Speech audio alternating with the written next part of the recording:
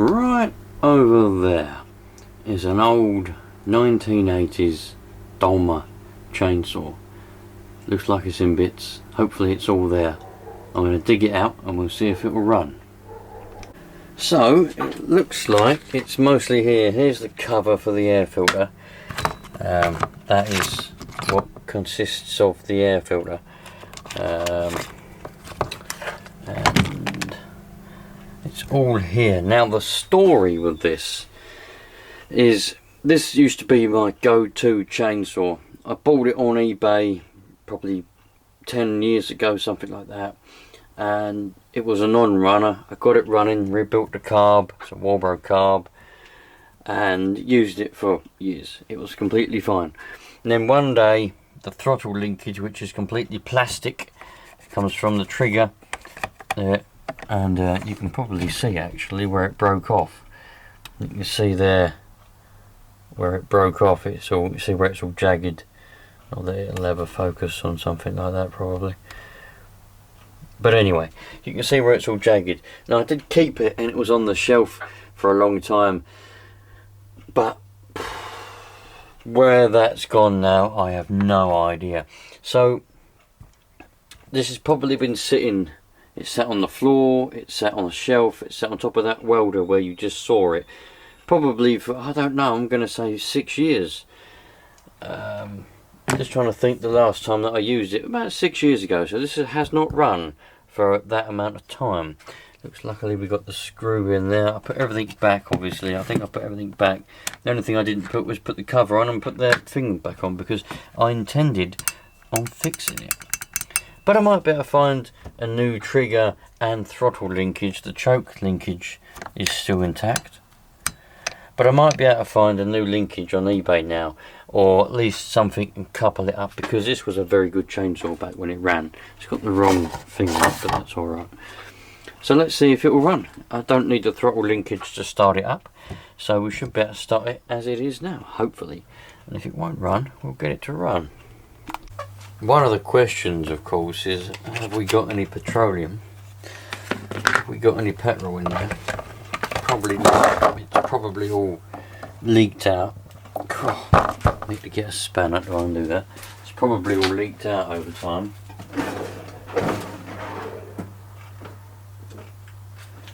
I'll get this pair of pliers actually. And a spanner. There we go. It's been sitting there for all that time. It's probably all leaked out. Oh, there is. There is petrol in there. So probably take a few pulls. Let's pull a bit up.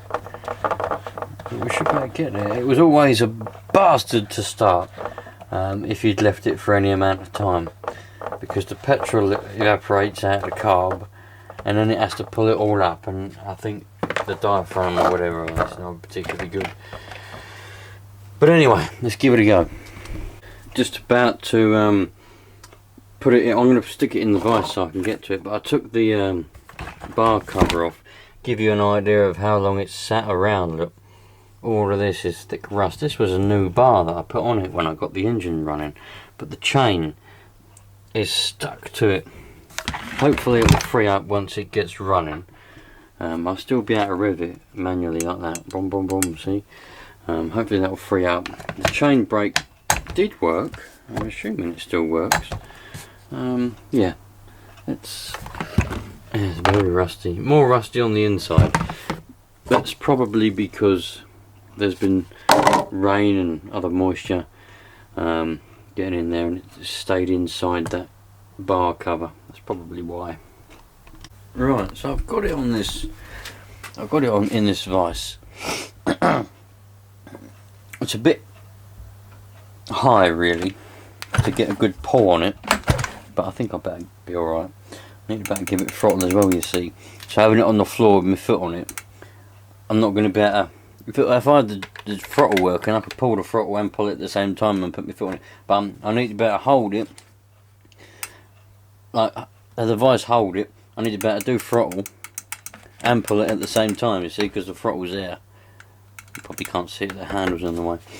But anyway, so we've got the choke on. Don't know if we've got. That should be. I might need to put this on. I don't know yet. That should be able to be sparking now. I would have thought. Let's see if we. Well, actually, first.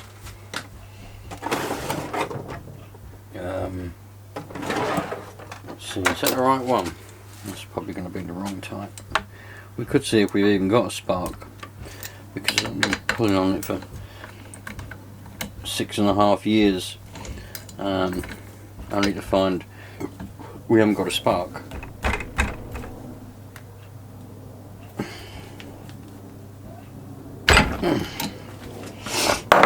That was quite tight in there. It's very oily. I don't know if you can see that or not. It is very, very oily and very wet.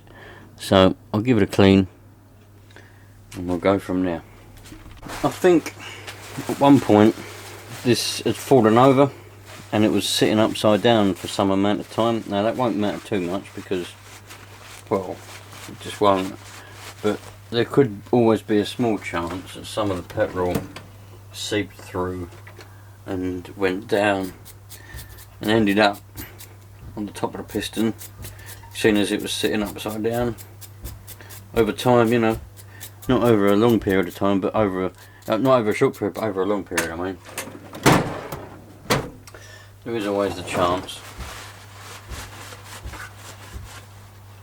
Anyway, that now, that's a lot cleaner than it was. So, I'll stick that in. Oh, we'll see if we got spark first. Because the on and off switch is attached. Oh yeah, we got plenty of spark. You probably couldn't see that. Where can I put that where you can see it? Can you see it there? Can you see that there? Can you see that there like that? I'll give you some zoomage, look. Alright. Right, now you can see that. Look at that. Ready?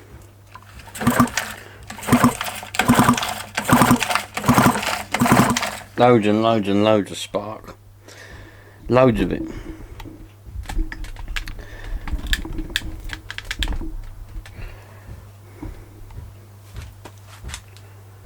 Gotta make sure that you lot are sitting in a good position, you know what I mean? Otherwise you'll be complaining. You want your money back for your tickets. You'll be like, well, when you go and see that again, bloody couldn't see anything. Anyway, let's do that up.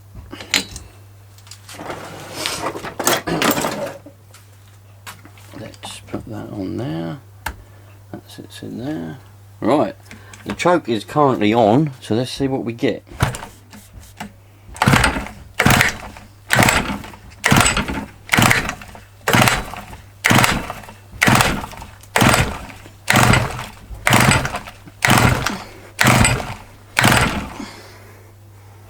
Nothing.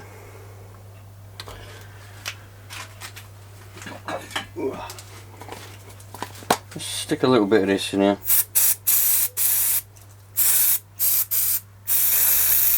Don't normally like doing that kind of thing, but sometimes you have to.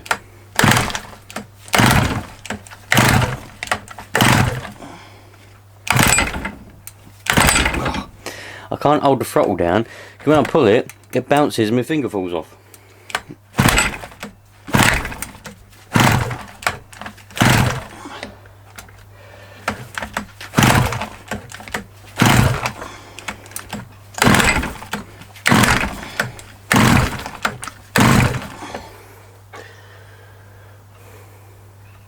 Looks like there's petrol in that pipe.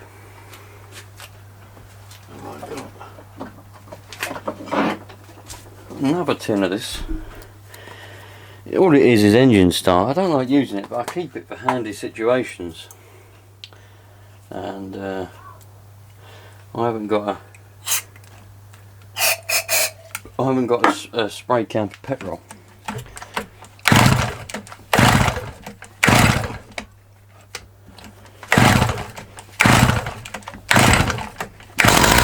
Well, here we go. Here we go. We're going to go now.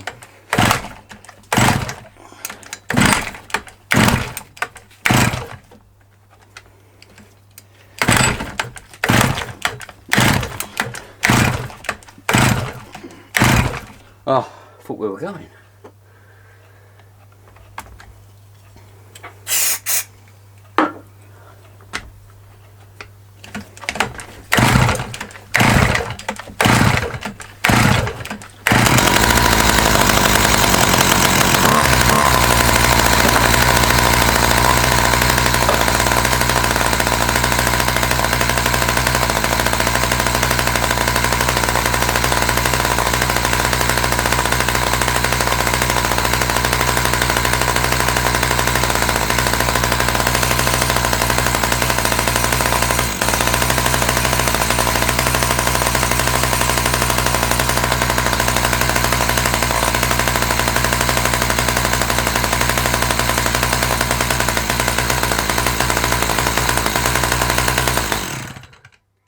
Well, she definitely runs. I can tell you that for a fact. Trouble is, as I just learned, I can't do the throttle while it's running because for some reason I can't do the throttle while it's running because I get a shock.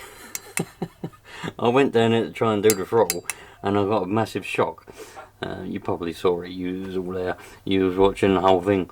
So I didn't even see it. I might have to watch the video back. Did the spark jump from there and go to my hand, or did I get it from... I probably didn't get it from there, it probably jumped across. I'll have to see if I can see the actual spark or not, if you lot saw it. But anyway, now I've got a numb arm, let's see if we can...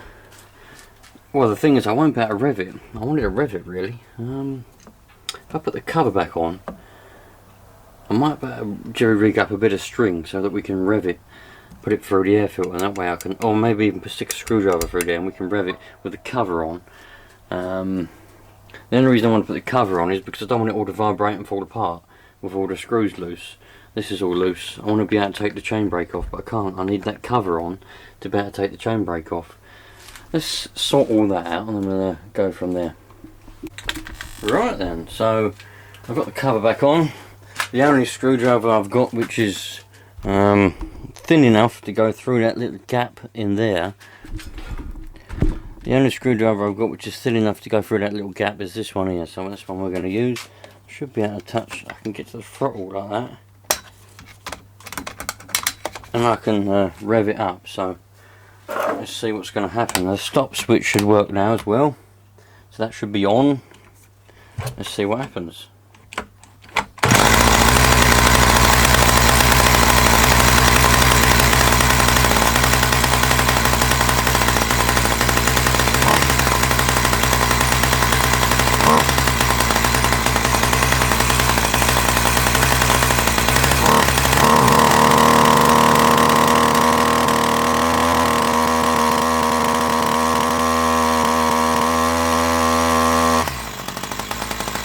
Chain is trying to go round, but it ain't making it.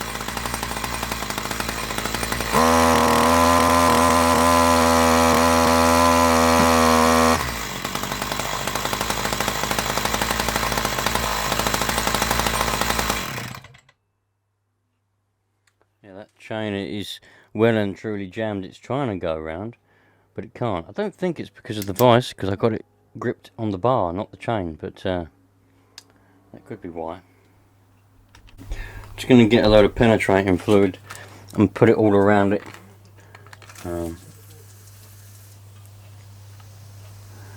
Get it all penetrating.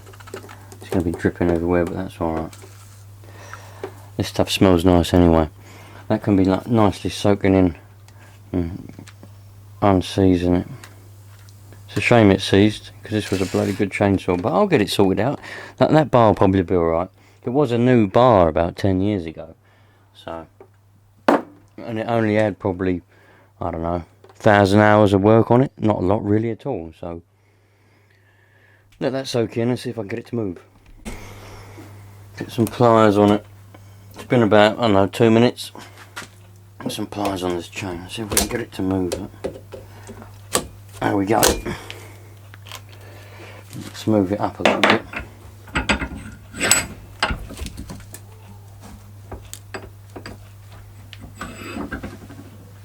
It's not gripping on anything, it shouldn't be.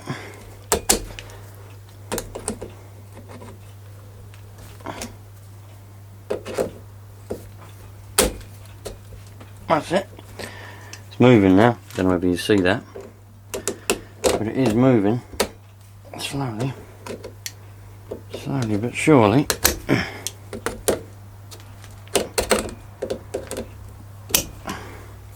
Don't worry about the chain, by the way. You're probably thinking, oh, you're going to ruin the chain and all that. Don't worry about that, I'll get a new one. I've got loads of new ones. There we go.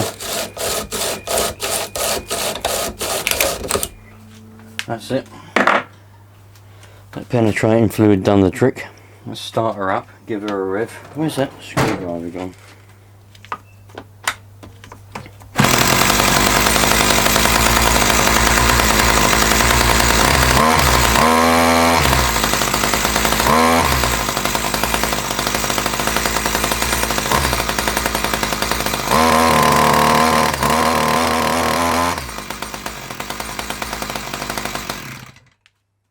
Well, it was moving. Why has it all of a sudden stopped? At least we know the chain oil is working. It's pissing out everywhere.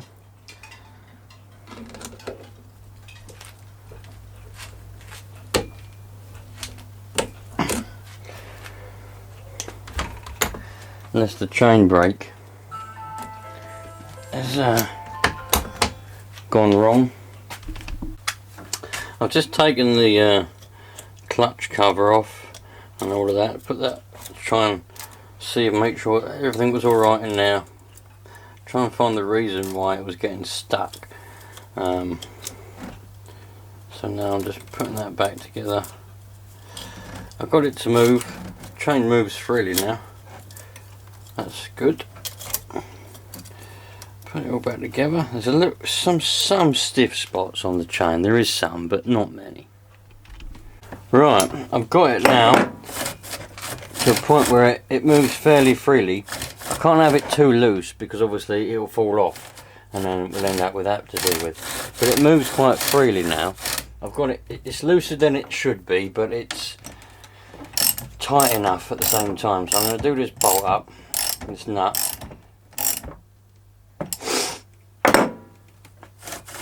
See, it's gone tight now. But we might be able to get it to go. It's because there's some stiff spots in the chain. And when it gets round to them, obviously that stiff spot doesn't want to go around the curves of the end of the bar or the sprocket at the end. Anyway, I'm going to put it back in the vise, start it up, and we'll try and get it to go.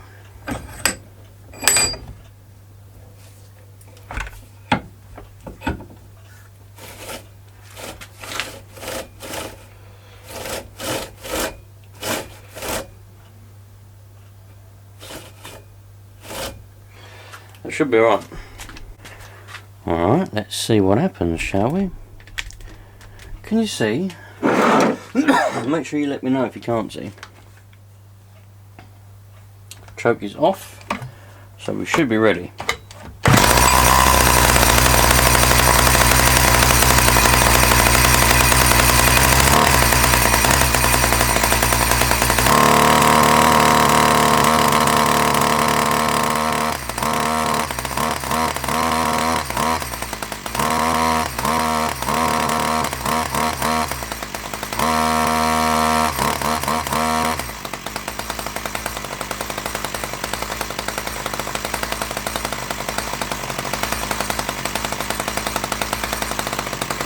Nearly.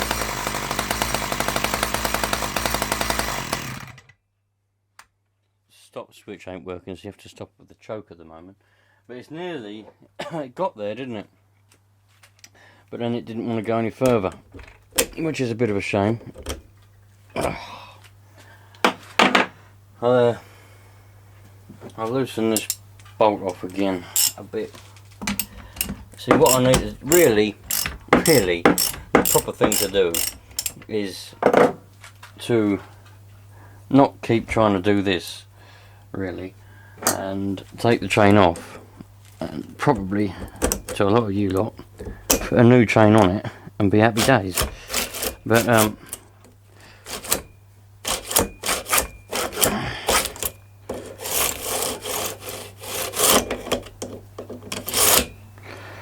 I want it to work, and I'm stubborn enough where I'm fairly sure if I keep oil on it and keep it lubricated, it'll go round and it'll free that up.